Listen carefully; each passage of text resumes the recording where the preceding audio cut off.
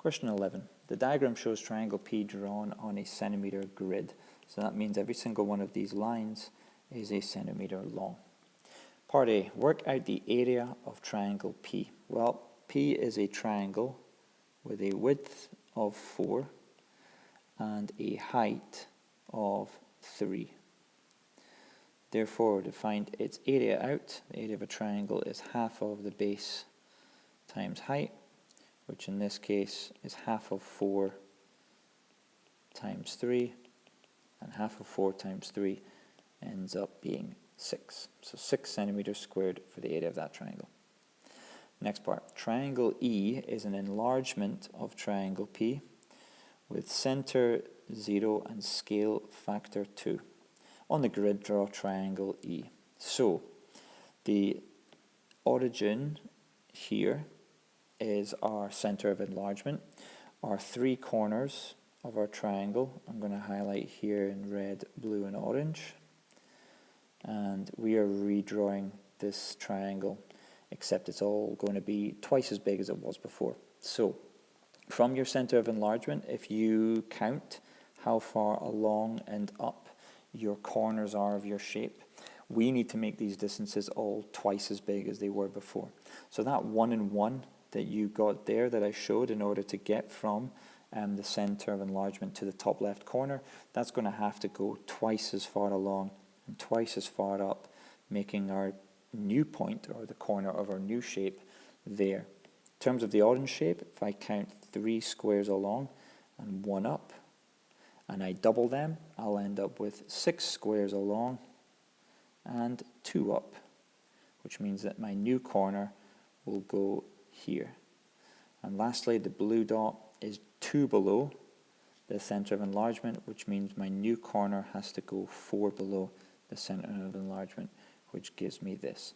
You could also draw your rays, your lines that will go from the center of enlargement through your, not only your small corners of the shape, but also the corners of the large shape.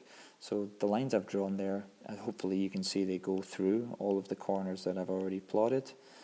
And then the last thing to do is to actually draw the shape in question. So it will be red to orange, orange to blue, and blue back up to red. The shape itself is E. It asks you to draw shape E. We didn't need to shade it in anyway. I'm just going to erase this part so it's a little bit cleaner. I want that line back. So yeah, shape E, triangle E is as follows. Next, we have a new diagram, and we're asked to reflect this shape Q in the line x equals 1. So the line x equals 1 is the line that has every point that's on it has an x coordinate of 1. So whenever you have a line that's x equals something, it's a vertical line. So this x equals 1 is going to look like this, which makes that our middle line. So our shape here is going to have to get reflected across the middle line. We can go one corner at a time to do this, like so. Blue corner is 2 away if we go left and right, based on the fact that the middle line is up and down. And that 2 away on the other side takes us here. Our corner here is 4 away, which means our new corner also has to be 4 away, putting it here. And lastly, this is also 4 away on the x-axis, which means we're going to be 4 away on the x-axis, like so. And then we join up the dots to create our shape. What you should have afterwards is what I like to describe as a pair of eyes.